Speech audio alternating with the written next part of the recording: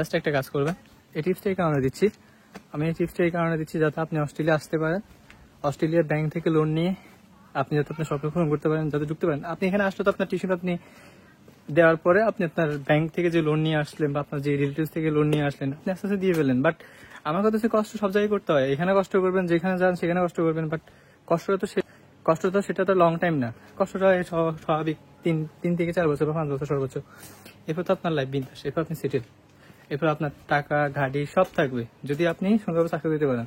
Hello, আসসালামু আলাইকুম guys, আশা করি সবাই আল্লাহর মধ্যে ভালো আছেন। আপনারা অনেক মেসেজ করতেছিলেন, কমেন্ট করতেছিলেন, কালকে তো অনেকগুলো মেসেজ পাইছিলাম, কমেন্ট পাইছিলাম যে এই বিষয়ে যে ভাইয়া আমাদের বাজেট 15 লাখ টাকা আছে, বাট সবকিছু মিলিয়ে 15 লাখ টাকা আছে, বাট আমরা কিভাবে এফডিআর 70 লাখ টাকা দেখাবো বা 80 লাখ টাকা দেখাবো অথবা 60 লাখ টাকা দেখাবো, এখন তো আমাদের এত টাকা ব্যাংকে নাই। সো এই ক্ষেত্রে আমরা কি করবো?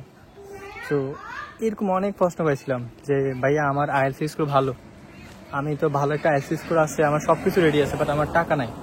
মানে আমার হচ্ছে আমি যে অ্যাপ দিয়ে দেখাবো 70 লাখ 80 লাখ টাকা, ওইটা আমার নাই, আমি তো কিভাবে দেখাবো? আর 70 লাখ টাকা তো আর মানে মুখের কথা না, এত টাকা কিভাবে দেখাতে হবে বা কিভাবে কি করতে হবে?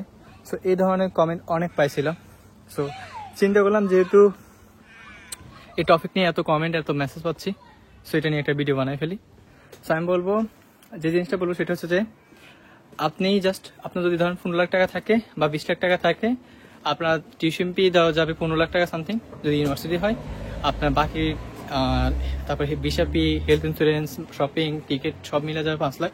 সো 15 5 20 লাখ, এখানে ইউনিভার্সিটি ব্যাচেলার জন্য শেষ। ইনস্টিটিউট হইলে আপনার 16 লাখ টাকার মতো যাবে। 10 লাখ টাকা হচ্ছে আপনার কলেজে বা ইনস্টিটিউট ফি, তারপর হচ্ছে 2 লাখ টাকা হচ্ছে আপনার টিকিট প্লাস খরচ মানে শপিং কস্ট, আর দেন হচ্ছে বাকিটা হচ্ছে আপনার ভিসা ফি সহ টোটাল হচ্ছে বাকি 3-4 লাখ টাকা ওইখানে যাবে। সো আমি টোটাল হচ্ছে এখানে 15 লাখ টাকা যদি আপনি কলেজ বা ইনস্টিটিউটে অ্যাপ্লাই করেন। সো এখন মেইন কথা হচ্ছে যে আপনার যদি 15 লাখ 20 লাখ টাকা বাজেট হয়, মাস্টার্সে যদি 25 লাখ বা 22 লাখ টাকা বাজেট হয়, তাহলে আপনি এখন এফডিএটা কিভাবে দেখেন? কারণ আপনার তো সাফিসিয়েন্ট টাকা নাই, ফান্ড নাই যে আপনি এখন এফডিএ দেখাবেন। অনেকে তো আর বাবার ব্যাংকে লাখ লাখ টাকা 20 টাকা থাকে না, কারণ সবাই তো আর ফ্যামিলির সন্তান না, বা সবাই তো আর যে এমপি মন্ত্রী না। সো আপনার জাস্ট একটা ব্যাংকে যাবেন। কোন ব্যাংকে যাবেন? যেসব ব্যাংক হচ্ছে রেড লিস্টে না বা ব্লক লিস্টে না, ব্লক লিস্ট বা রেড লিস্ট হচ্ছে যেমন অস্ট্রেলিয়া সরকার বা অস্ট্রেলিয়ার ইমিগ্রেশন অফিসার জানে যে আপনি এই ব্যাংক থেকে লোন নিচ্ছেন নাকি নেন নাই, ওদের একটা কনসেপ্ট আছে, কারণ ওরা জানে ওদের হিউজ স্টুডেন্ট বাংলাদেশ থেকে আসে। সো ওরা যখন দেখে এই ব্যাংক থেকে প্রচুর স্টুডেন্ট লোন মানে দেখাচ্ছে ওদের এফডিএ, তো ওদের একটা সন্দেহ হয় কি রে একটা ব্যাংক থেকে এত ফলাফল কিলে দেখায়, তার মানে এখানে কোনো কাহিনী আছে। সো যার কারণে ওরা হচ্ছে ওগুলোকে রেড লিস্টে ফেলা দিচ্ছে। সো আপনি এই কাজ করবেন না, যেগুলো রেড লিস্ট আছে ব্যাংকগুলো, ওগুলোতে কখনো আপনি ব্যাংক থেকে এফডিএ করবেন না। যদি এফডিএ করতে যান তাহলে ধরা খেয়ে যাবেন, আপনার ভিসা রিজেক্ট হওয়ার হাই চান্স থাকবে, লাইক 75% রিজেক্ট হওয়ার চান্স থাকবে। আমি জাস্ট বলবো যেগুলো রেড লিস্ট ছাড়া, লাইক কয়েকটার নাম বলতেছি, বাকিটা আপনার ইচ্ছা, আপনি কোথা থেকে এফডিএ করবেন সেটা আপনার ব্যক্তিগত ইচ্ছে। বাট আমি বলবো আপনি এফডিএ করতে পারেন Pubali bank, Islamia bank, city bank, premier bank, এইগুলো থেকে করতে পারেন। সো এগুলো অনেক ভালো। City bank, Pubali bank, Islamia bank, তারপর হচ্ছে আপনার হচ্ছে ব্যাংক, আরেকটা ব্যাংক আছে প্রিমিয়ার ব্যাংক, এটা বললাম। এই চারটা থেকে যে কোনো একটা করেন, এনাপ, আমি মনে করি এটা ভালো। তবে এই চারটার মধ্যে দেখবেন কোনটাতে আপনার থেকে ইন্টারেস্ট কম নেয়, যেটাতে আপনার থেকে ইন্টারেস্ট কম নেয় আপনি ওইটাতে অ্যাপ্লাই করবেন। যেটাতে দেখবেন আপনার থেকে ইন্টারেস্ট বেশি নেবে ওইটা রাস্তা লাথি মেরে চলে আসবেন। দরকার কি আপনার টাকা নষ্ট করার? সব জায়গাতে সেম। ও যদি আপনি এখান থেকে 60 লাখ দেখাতে পারলে ওইখান থেকে 60 লাখ টাকা দেখাতে পারবেন। সো যেখানে দেখবেন আপনার ইন্টারেস্ট কম, আপনার সাথে বেজাল করবো না বা আপনার সাথে তেরা করবো না, আপনি ওই ব্যাংক থেকে করেন। আপনার ব্যাংকের অভাব নেই, বাট জাস্ট এটা বলবো যেগুলো রেড লিস্ট ব্যাংক ওগুলো থেকে করার দরকার নেই, তাহলে বিষয়ের অনেক রিজেক্ট হওয়ার হাই চান্স থাকবে, আপনি বিষয় ক্যান্সেল হয়ে যাবে। আর দেখা হচ্ছে যে আপনার ধরেন আপনি ব্যাংকে যাবেন, ব্যাংকে যাই কি করবেন? ধরেন আপনার তো সবকিছু আপনার 20 লাখ টাকা বাজেট, বা আপনার হচ্ছে যে 1 লাখ টাকা বাজেট, লাইক হচ্ছে 15 লাখ টাকা বাজেট ইউনিভার্সিটি ইনস্টিটিউট বা কলেজের জন্য। আপনার থেকে টাকা না, আপনি যে এফডিএটা কেউ দেখেন, আপনি জাস্ট একটা ব্যাংকে যাবেন, ব্যাংকে যে আপনি প্রথমে কি করবেন, একটা অফার লেটার আনবেন। আপনি আপনার যে ইউনিভার্সিটিতে অ্যাপ্লাই করবেন ওই ইউনিভার্সিটি থেকে একটা অফার লেটার আনবেন। আপনি আইএলস দিয়ে অফার লেটার আনতে পারবেন, আইএলস ছাড়া অফার লেটার আনতে পারবেন। সো ওই সিস্টেম আছে, অনেকে হয়তো জানে না। আপনি যে কোনো একটা ইউনিভার্সিটি অ্যাপ্লাই করেন, তাহলে আপনি চাইতেছেন যে সিকিউ ইউনিভার্সিটিতে বা আর্মিটি ইউনিভার্সিটিতে অ্যাপ্লাই করার জন্য। সো ওরা আপনাকে ওই চান্সটা দিবে যে আপনি আইএলস দেওয়ার আগে ওদের থেকে অফার লেটার আনতে পারবেন, আইএলস দেওয়ার পরে অফার লেটার আনতে পারবেন। সো আপনার যে ইউনিভার্সিটিতে পড়তে মন চায় আপনি সেই ইউনিভার্সিটি থেকে আগে অফার লেটার আনবেন। অফার লেটার আনার পর দেন হচ্ছে আপনি আইএলসি প্রিপারেশন নেবেন, বা এর আগে আপনি আইএলসি প্রিপারেশন নেবেন। সো আপনার ইচ্ছা, আপনি যেভাবে ভালো মনে করেন।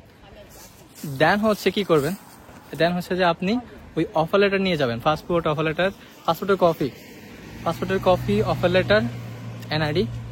এনআইডি লাগে না, বাট অফার লেটার নিয়ে গেলে হয়। বেশিরভাগ যেসব ব্যাংকে এত কিছু চাই না ওইসব ব্যাংকে যাবেন। কিছু ব্যাংক আছে একটু মানে বেশি পেঁচায়, মানে ওরা জানে ও স্টুডেন্ট বিষয়ে যাবে, সেই ক্ষেত্রে ওরা নানান রকমের ডকুমেন্টস চাই। সো ওইসব ব্যাংক থেকে দূরে থাকবেন।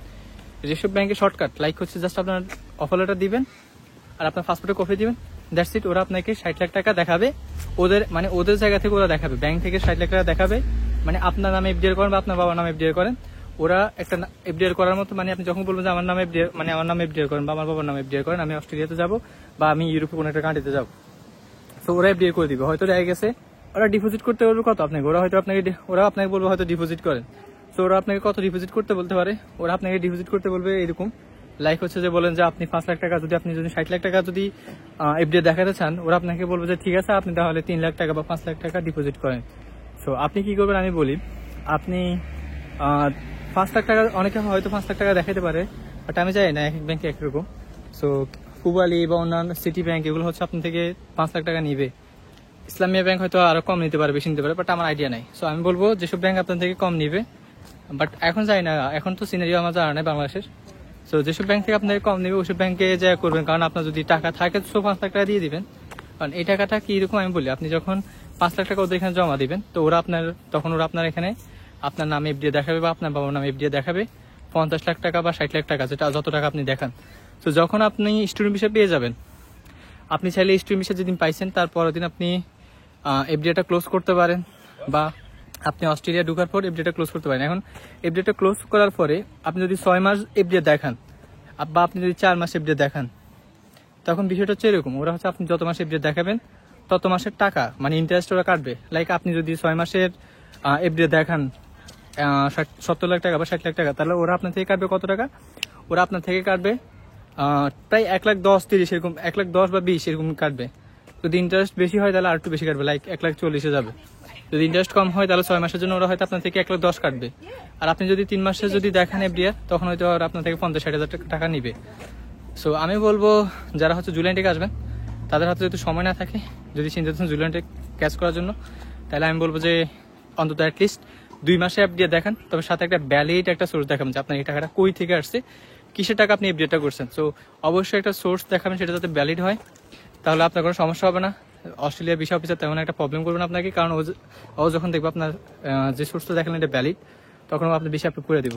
বাট এই জন্য একটা স্ট্রং ফান্ড দেখাবেন, দেন হচ্ছে যে আপনার এফডিআরটা যাতে সুন্দরভাবে হয়। সবাই ভালো থাকবেন, দেখা হবে নেক্সট ভিডিওতে। আর কোনো ধরনের কোনো কোয়েরি থাকলে বা কোনো প্রশ্ন থাকলে, কোনো কিছু জানার সম্পর্কে অবশ্যই মেসেজ করবেন বা অথবা কমেন্ট করবেন, আর অবশ্যই পেজে ফলো দিয়ে রাখবেন। সো দেখা হবে লাইভে, আর দেখা হবে নেক্সট ভিডিওতে। সবাই ভালো থাকেন, আল্লাহ হাফেজ, আসসালামু আলাইকুম।